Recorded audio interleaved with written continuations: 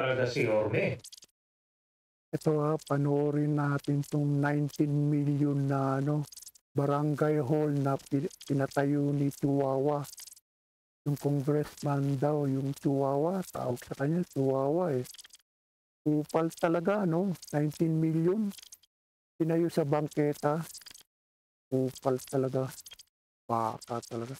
Na-demolish na itong barangay hall dito sa Alonso Street, Santa Cruz, Manila. Alam niyo na itong barangay hall, nakatayo siya dito sa bangketa.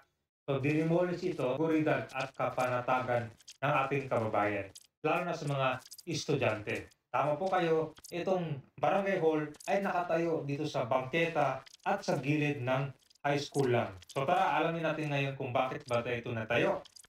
Siyang demolish. Biro mo, barangay hall nasa bangketa.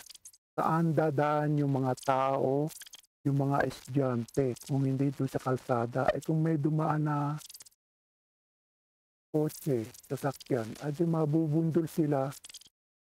Sabi talaga, buang talaga itong si 19 million na-high blood ako 19 million. Gigibain, pinatayo sa bangketa. Sabi talaga, abogado yan sabi daw abogado yan si Chihuahua. Alam ng bawal, tatayuan. Sarap talagang paka talaga. Grabe action na rin. Matira mo yung pwesto niya kabayan. Nasa sidewalk talaga.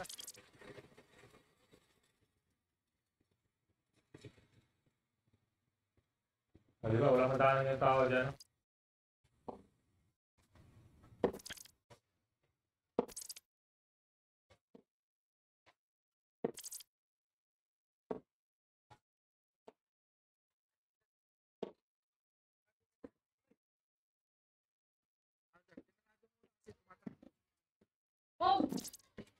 So, barangay 313, zone 31.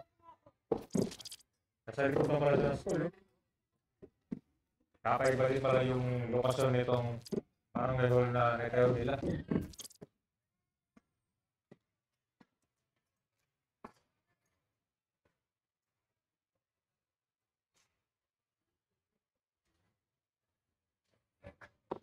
Barangay 313 zone 3. Dahil na mukhang malaki din yung nagastos ito. I think 19 million daw nagastos dyan sa barangay hall. 19 million. Kupal talaga itong si Chihuahua. Mga third floor. Malaki din pala, no? Kaya lang yung pwesto na talaga dito. Sa bangketa.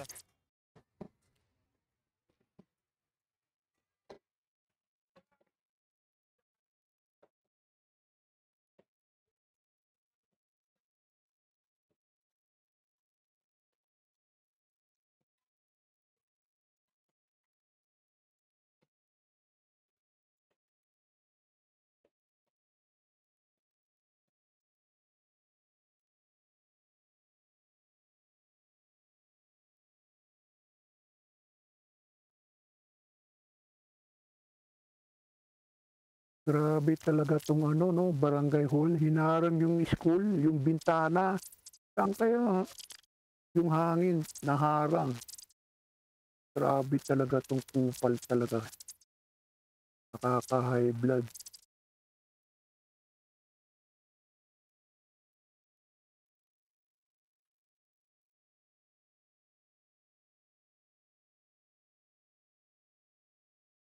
Ito, panoorin natin itong si Tong na Tong ba ito? Joel Chihuahua. Tekwa pala itong Tekwa pala Kaya pala, panoorin natin nag-interview. Patawa-tawa pa proud pa Nakaka-high blood.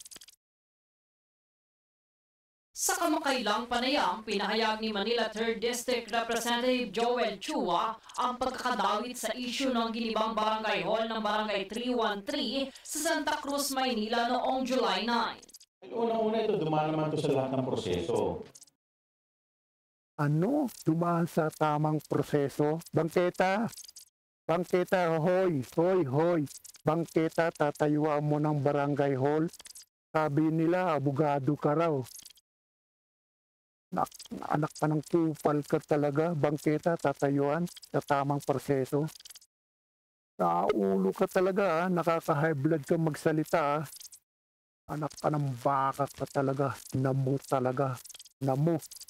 So, tayo naman, pinararating lamang natin sa mga tamang ahensya ng gobyerno, yung mga request ng ating mga constituents. Dito ginit ni Chua na itinayo ito para sa kapakanan ng mga residente lalo na ng mga senior citizen. Chihuahua, 19 million yan yung building, sabi daw nila. 19 million tapos gigibahin. Kupal ka talagang kapal na mukha mo magsalita sa tamang proseso. Layupak ka talaga. So, ang atin lang naman, sana kung may ganitong, kasi sa Manila talaga, wala naman eksaktong lupa na Di ba? Siyempre tayo, lahat naman ng mga barangay, gusto natin bigyan ng maayos. In fact, eto nga, meron nga po itong senior Maayos na barangay, bangketa. Ha? Sabi ko magsalita, ha? Maayos ba yan sa bangketa? Tapos hinarang pa yung yung school, yung mga bintana. Upal ka talagang magsalita. Nakaka-high blood ka. 19 million, tapos ngayon gigibayin lang. Kapal mo talaga. citizen na area para yung mga senior citizen ay maging maayos, hindi mahihirapan na nandoon nabibilad sa araw. Anya, ito ay isang pansamantalang istruktura na dating container van lamang na nilagyan ng pasilidad upang matugunan ang pangangailangan ng komunidad. Nasa tapat po doon ng eskwelahan. Hindi po ba napakaganda nun? Pero yung utak nito parang nakapulburon sa tapat daw ng school. Di ba napakaganda, sabi niya. Ulul ka talaga, upal ka talaga magsalita. Huwag kami ha, 19 million yan, bangketa, kahit anong mangyari, bawal. Kaya ulo ka, congressman ka talaga. Ay, puro kayo kurakot. May isang barangay hall sa tapat ng eskwelahan. Sa ganun, yung seguridad ng mga estudyante ay napoprotektahan at alam nila kung saan sila tatakbo in case na magkaroon ng problema. Dito binigyan ni Indy ng kongresista na hindi lahat ng barangay sa Maynila ay may maayos o permanenteng lupang pagtatayuan ng mga pasilidad. Kaya't naging kasanayan na umano sa lungsod. Kita mo, kapal na, napapicture pa itong mga kupal talagang hayop talaga. Nakaka-high blood ang anak ng baka. Proud pa, bangketa, tatayuan yung barangay hall. Proud pa yan ha. Alam nilang bawal, pero pag yung mga mahihirap, dyan, magtayo lang ng dyan, kaparanggot na tinda-tindahan, pinaalis. Kapal mo talaga, chihuahua ka talaga. Ayop ka talaga. Nakaka-high blood ka. Nakikita kita Na magpatayo ng mga pasilidad sa mga lugar na available kahit limitado ang espasyo. Dagdag pa ng kongresista, ang layunin ng barangay hall ay hindi para sa personal na interes ng sinuman, kundi para sa taong bayan. In fact, nung last week, tayo po ay nagpunta sa tanggapan ni SILG para tayo naman ay makiusap na baka po pwedeng mabiyayaan ang aming distrito ng fire truck at saka ng ambulance. So wala naman pong pinagkaiba ito doon sa mga nire-request natin at pinararating natin sa mga ahensya ng pamahalaan. Anya, inilaan daw ito bilang sentro ng serbisyo para sa mga nakakatanda, kababaihan at iba pang residente ng barangay. Nilinaw din niya na wala siyang itinatagong intensyon sa pagpapatayo nito at bukas siyang ipaliwanag ito sa publiko. Bagamat tumangging magbigay ng pahayag ukol sa pambabatiko sa nasabing proyekto, pinabatid niyang sana'y maunawaan ng publiko ang sitwasyon sa lungsod pagdating. Alam mo, sana makulong yung kupal na yan. Kapal talaga, 19 million. Tatayuan yung barangay hall sa bangketa. 19 million yan ha. Hindi yan 19 peso. Million. Hoy kupal.